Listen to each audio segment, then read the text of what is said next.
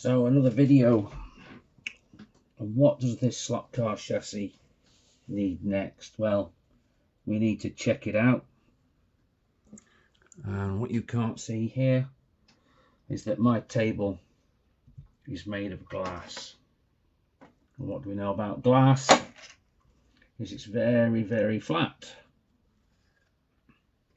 So we'll drop that chassis just there. It's come out of the drink, obviously. It was only in there for about 2 hours. It got down to room temperature pretty quickly. Not very quickly, nice and slowly actually, but you know what I mean. And there we are, we've got a nice chassis it's not wobbling, it's not tipping, no matter where I touch it. All the way back to the diffuser in the centre's not high, it's not rocking, and I've retained that upward ski tip shape at the front there. So happy with that. But when this thing is painted, the body shell, there are certain parts of the chassis that are clearly going to be visible. Trying to get the body in the correct spot, namely the back of the diffuser, and I'm pretty certain that the original car didn't have a diffuser that's white. So the first thing I'm going to do is simply take a Sharpie pen and make the majority of the back of the diffuser almost invisible to the eye, and more than likely the colour that the original was, black. So give me a few moments, I'll do that off camera. So while I was doing that, I realised that I might now get purple fingers from every time I touch it during the build process, so I've not gone the whole way with that, but hopefully you can see that we're certainly a good step closer. Certain other bits of the chassis might be visible when the body's finally fitted, but yeah, we'll tackle that if necessary when the time comes, but for now that'll do. So what else does a slot car chassis need? I like at this stage to find something that'll lock it to my build plate, and that is usually the guide blade. Now this guide was provided with the car along with another one. The other one is essentially the same, except for it's 8mm deep, which is intended for a wood track. Well, as this car's going to race on plastic, I'll do away with that one. And it was very easy to cut from the sprue.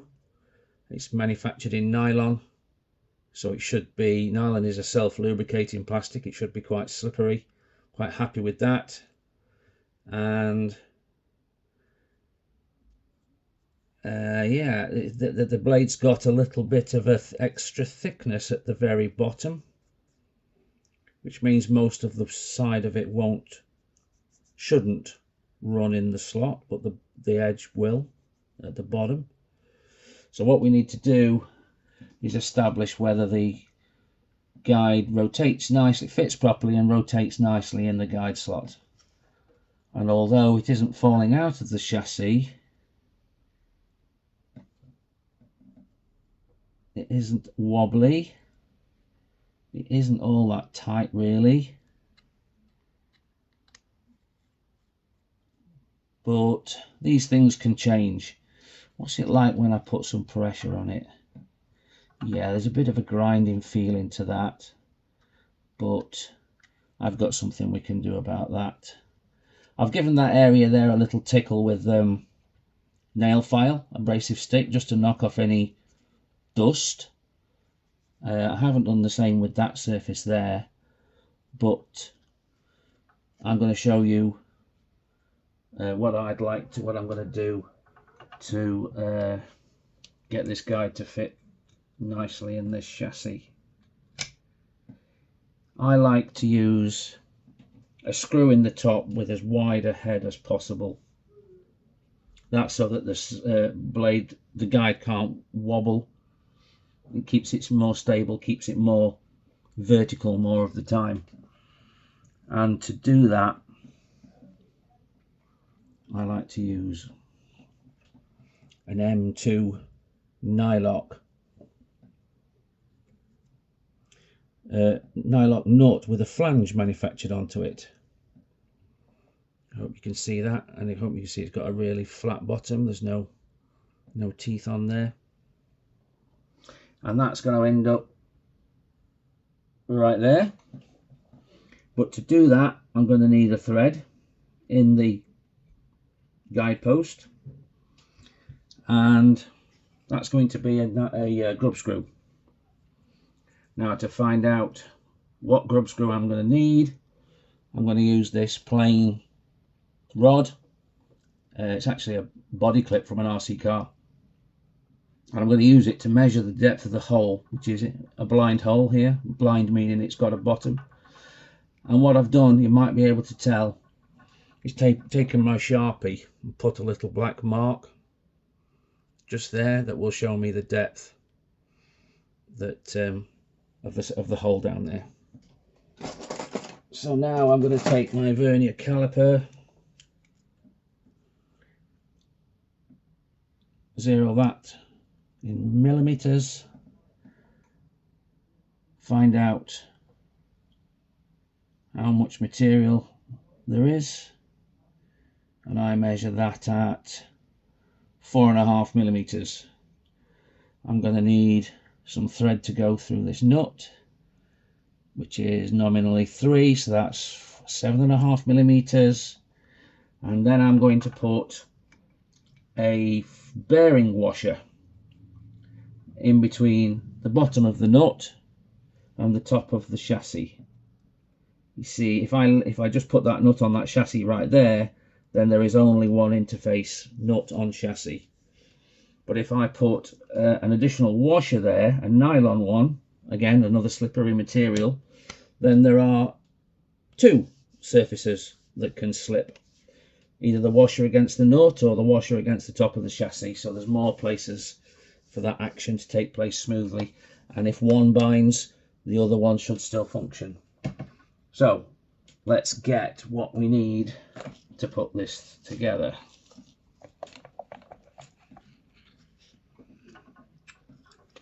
Eight millimeters. Now these aren't labelled, but I've got a reasonable micrometer, and if I guess this well,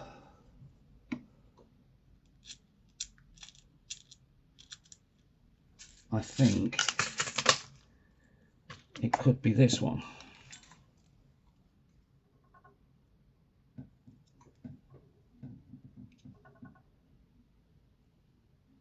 Yeah, 8 millimeters. So we'll use one of those.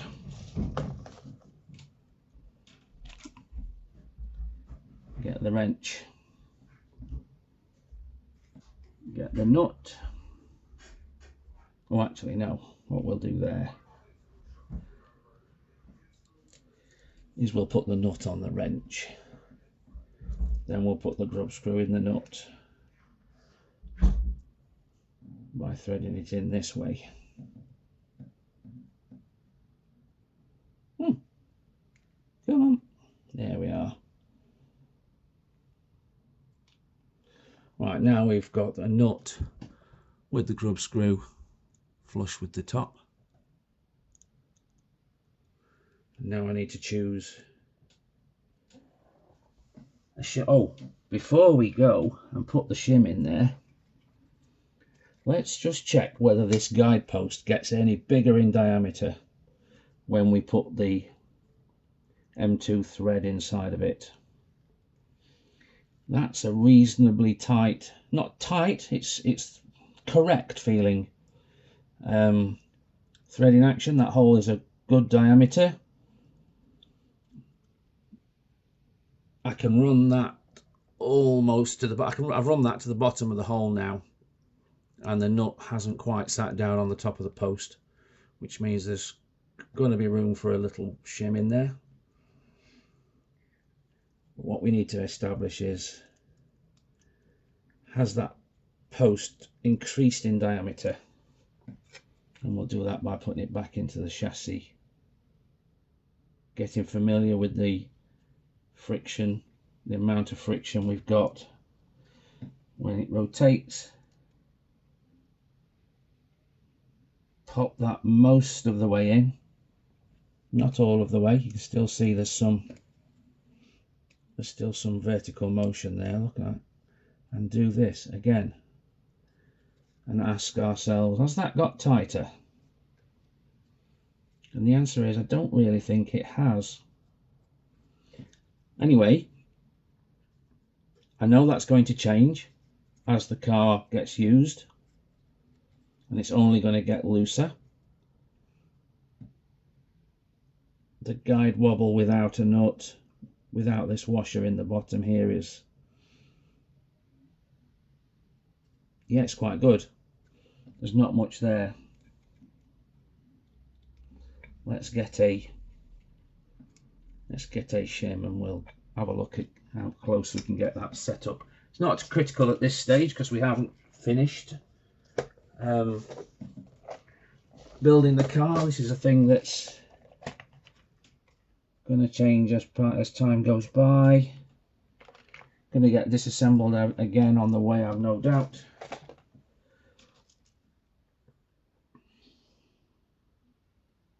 Oh, those aren't 2mm ID.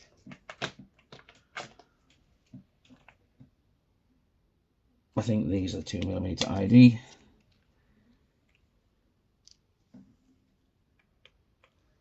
I know you can't see these.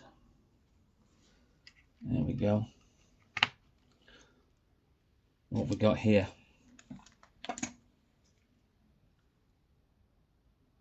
This one is 1/4 mm. Might be 0.3. Yeah, let's call that 0.3mm by, oh, it's difficult to measure in diameter, it's so thin. Yeah, 5.1 in diameter. What's the nut?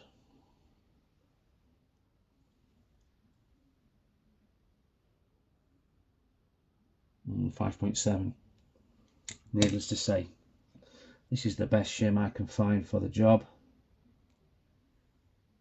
Yes, it is just a bit smaller than the nut is, but I'm not worried about that.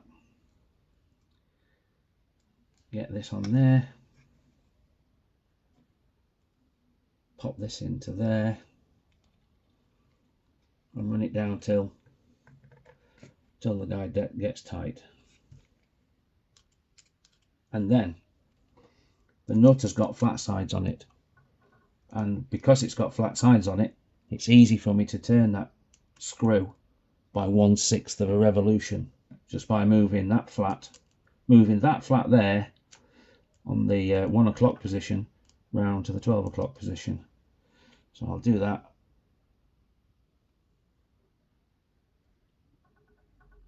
Okay, the grub screw's not taking the nut with it. There it is. Okay, let's try that again. I know you won't be able to see the flats on the nut, but we're getting to the right place. We're getting closer to the right place. So we'll go 1/6 of a rev. And we're there. We're pretty much there. And the wobble is all but gone. Yeah. And nice and free. So yeah, that's how I like to check out and install a guide. Now we don't yet know whether that guide is the correct height. It may need to go down. It looks like, yes, it looks like the guide has gone into the chassis at the same height as the underside of the chassis. The chassis is still sitting on the deck,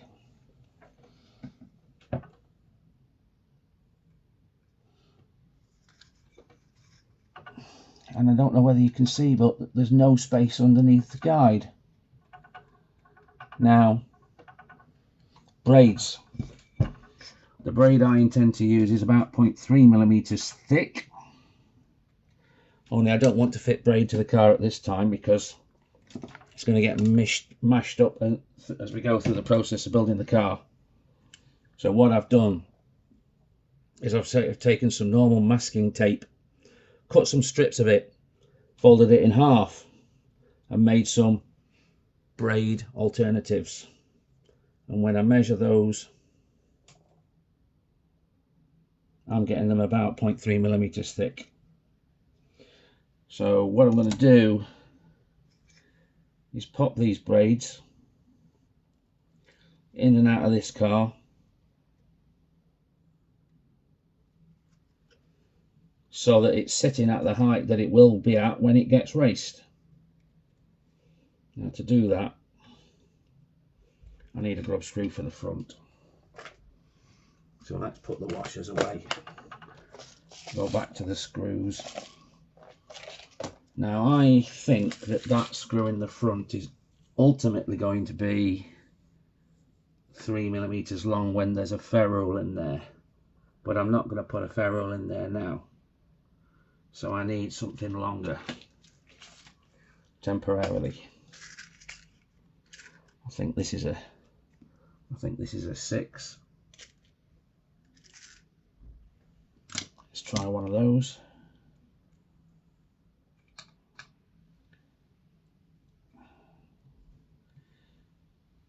Ooh, look at that. That's fallen through the hole without threading. Maybe that's M2.5 then. Yes, M2 does not fit in that hole.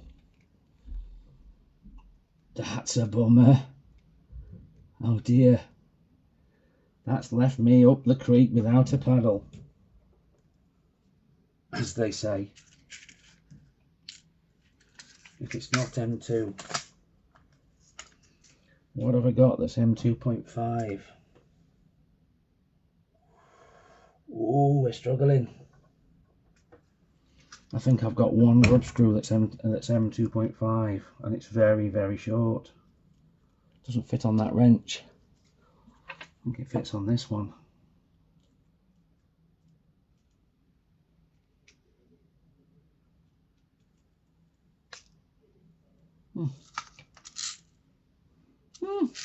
Okay, saved them.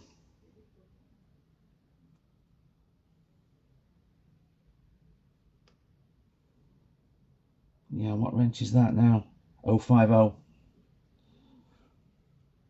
0.050 inch. I don't know what that is in metric.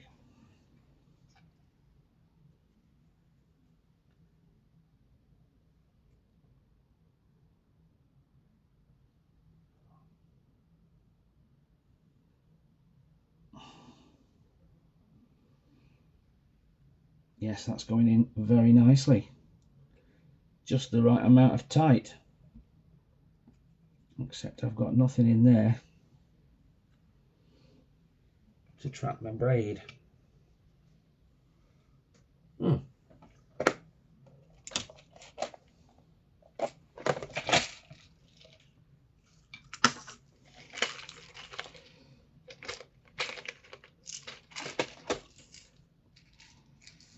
Gonna have to pop an empty ferrule in. See if that works.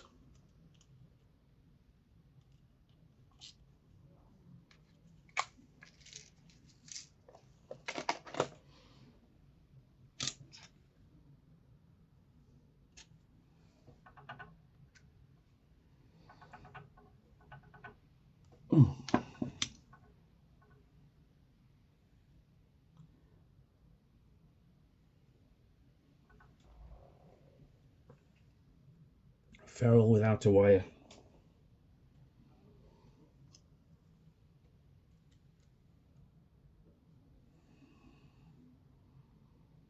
Oh, it's working. Do you know what? That might even be that might even be the perfect grub screw for the job, because it doesn't stick out the front, and it's not almost gone through, it's just about flush. My ferrule diameter, oh, it's not tight yet, might be a little bit small. I don't want to crush the ferrule because it's got nothing inside of it.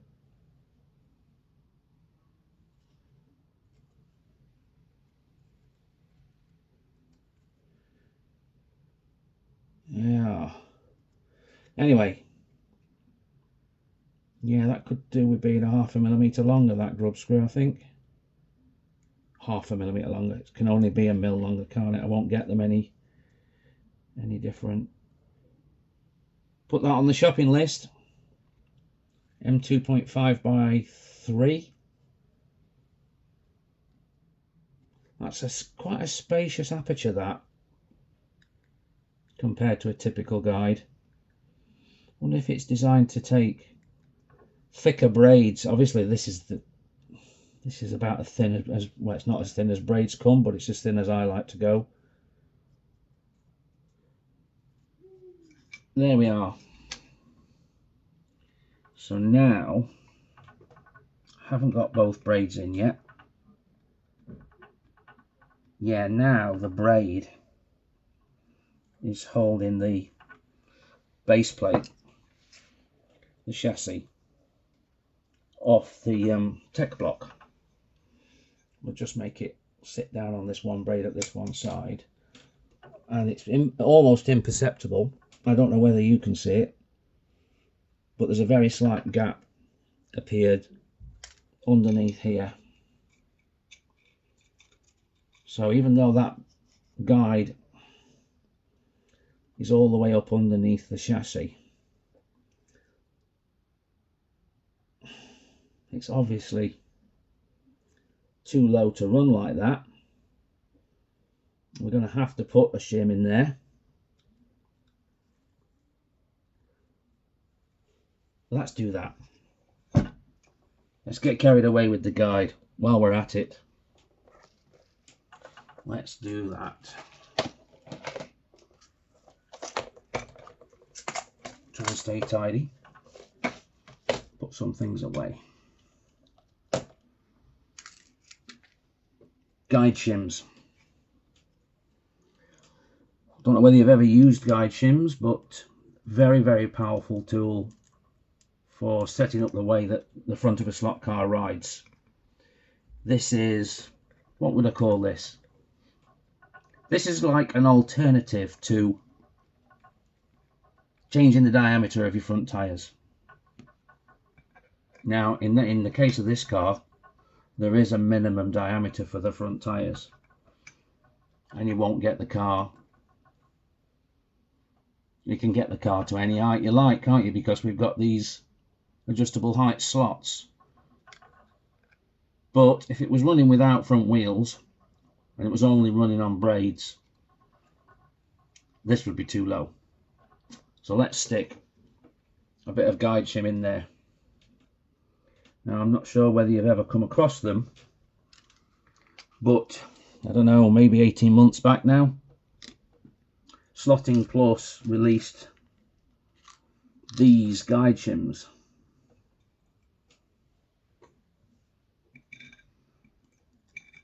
And I saw them and I thought, oh, they're going to reduce the capability of the guide to rock. So I bought some. And quite honestly, the cars I've had them on, I absolutely love them. They're large surface area guide shims. And when I got them, I'd never had them before, no one ever explained. I don't know whether you can read the words, but it says Slotting Plus 1, 0.1. Slotting Plus 4, 0.1. Slotting Plus 2, 0.1. And I didn't know what the heck the difference was. But it turns out that in every case here where you've got a 1 or 2, I think I've got some 3s on another car, and this 4, that's a 1. That's a 1, that's a 1.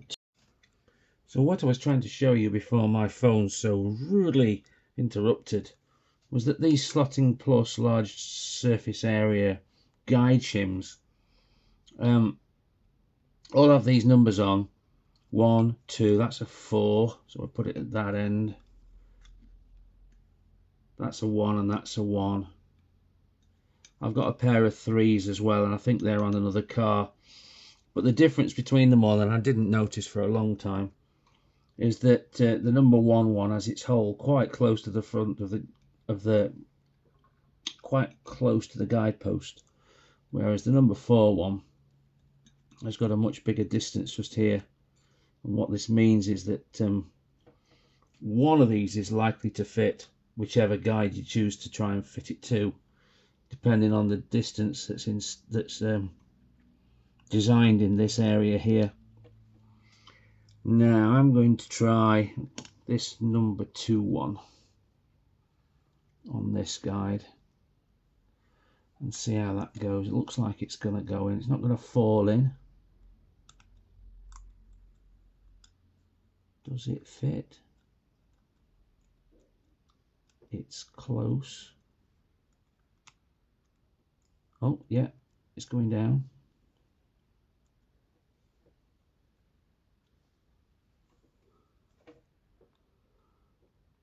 Yeah, that's sat down.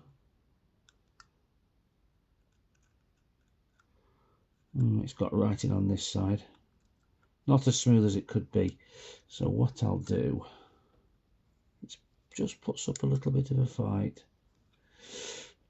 It's important to try not to bend these. They are 0.1 millimeters thick after all. There's a little scrape along there.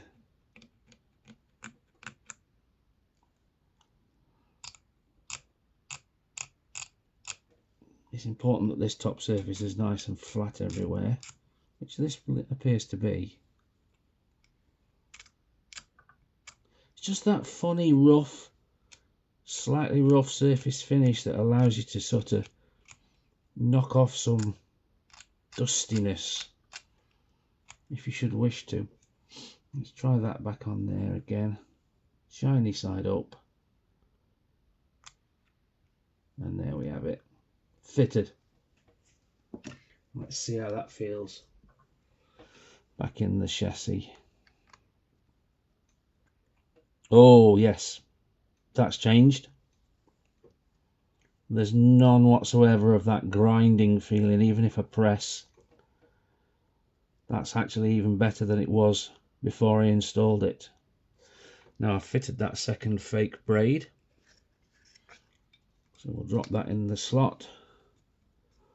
Hold that down.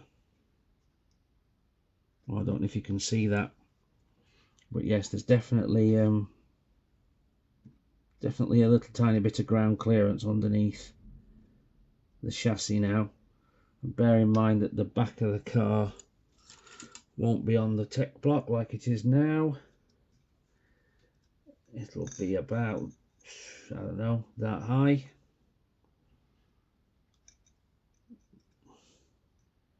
Yeah, we've now got a tiny bit of ground clearance.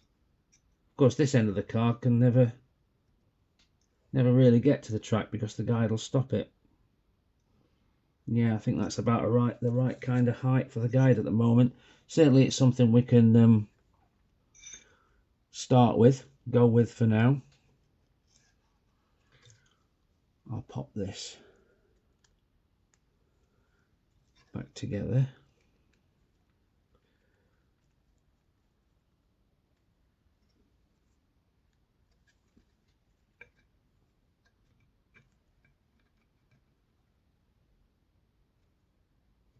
Just keep tightening that gently, a little bit at a time until I find it binding. Oh yeah, so I'll come back from there a sixth. It is smoother. I'll come back from that another sixth of a turn. Oh yeah, we've hit it. There it is. Nice and free. No wobble and no vertical movement. So for now, Let's move those out of the way. What do we learn from that? Well, there's quite a lot of guide rotation in this car, look. Gosh. Whoa, what's that? That's got to be 80 degrees. That's a lot more than most cars. Yeah, that's quite a bit, look.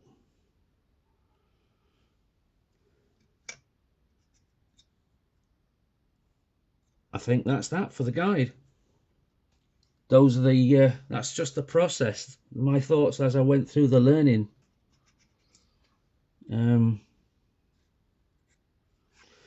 Yeah, we'll get on to the next piece. Hopefully you could join me for that. Subscribe to the channel, share it with your friends. If you think you know anyone that would be interested in watching me go through this process, then let them know so that they can come along and make comments, tell me if I'm doing anything wrong, and yeah, we'll get a discussion going. Thanks very much. See you in the next one.